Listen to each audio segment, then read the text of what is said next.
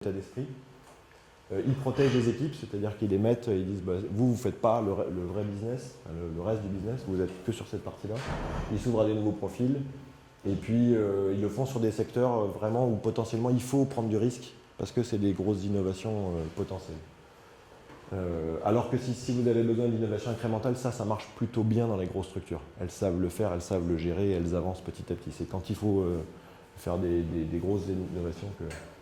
Et je pense que ça, comme les projets, ces cellules d'innovation, c'est aussi un bon axe pour vos générations Y. Ça donne des nombreuses opportunités pour des profils un peu atypiques, des gens qui veulent un peu voir tout, et pour les motiver. Et ça peut être des choses aussi sur lesquelles vous pouvez travailler en in-out, c'est-à-dire on te met là-dedans et on sait que tu vas un petit peu, on va dire, sortir des sentiers battus et puis débroussailler le terrain. Et puis si tu as besoin, après, on te remet dans un poste un peu plus stable. Peut-être tu passes à, tu as des enfants et pendant 2-3 ans. Et ça, les grands groupes peuvent le permettre grâce à la notion de projet ou de start-up interne. On peut travailler sur ces deux axes. Ce qui fait que, voilà, c'est ma conclusion. On a dans le projet un moyen d'exprimer à l'échelle humaine sa compétence ou de la développer. Donc on est dans la reconnaissance, le développement personnel. Là, je vous propose de réfléchir au Gen Y apprenant. Et ça, c'est vraiment... En chef de projet, je n'ai pas de relation hiérarchique avec les gens. Donc en gros, s'ils ne veulent pas trop bosser sur mon projet, je ne peux rien faire. Je ne peux pas leur dire « tu n'auras pas de prime, tu n'auras pas de vacances ». Je n'ai pas le bâton. Et puis, je n'ai pas la carotte non plus. Je n'ai pas la prime parce que je suis en fonctionnel.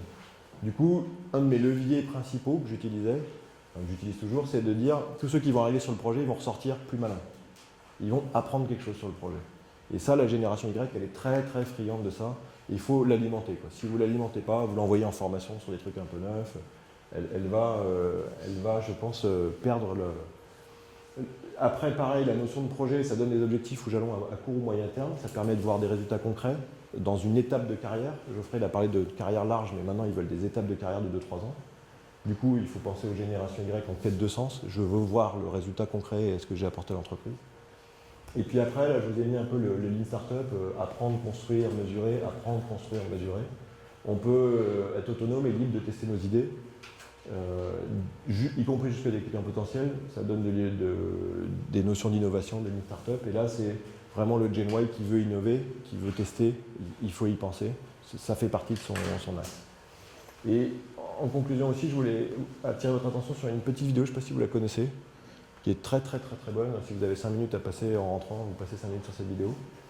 C'est une étude du MIT qui a été expliquée par Dan Pink et qui est faite avec une petite animation où ça dessine en même temps là, sur les 3 leviers de motivation. Et en fait, c'est ces 3 leviers-là qui citent.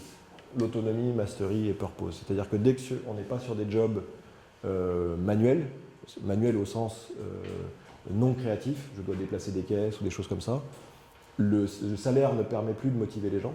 Plus vous leur donnez du salaire pour faire le truc, vous n'avez pas une courbe meilleure de résultats. Alors que si vous travaillez sur l'autonomie, mastery et purpose, vous allez y arriver. C'est pour ça que mastery, par exemple, les gens apprennent à faire du piano, c'est pour être bon. Ils le font sur leur temps libre, c'est pour être bon, parce qu'ils ont envie d'être bons. Donc ça, il faut y penser dans les projets.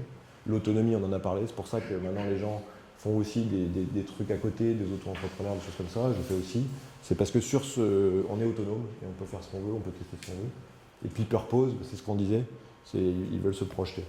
D'ailleurs, pour info, ces axes-là, je pense qu'ils ne sont pas que génération Y pour moi. C'est des axes classiques. Voilà. C'est les 3 axes sur lesquels je voulais vous faire réfléchir. J'ai pris peut-être un peu de temps. À peine.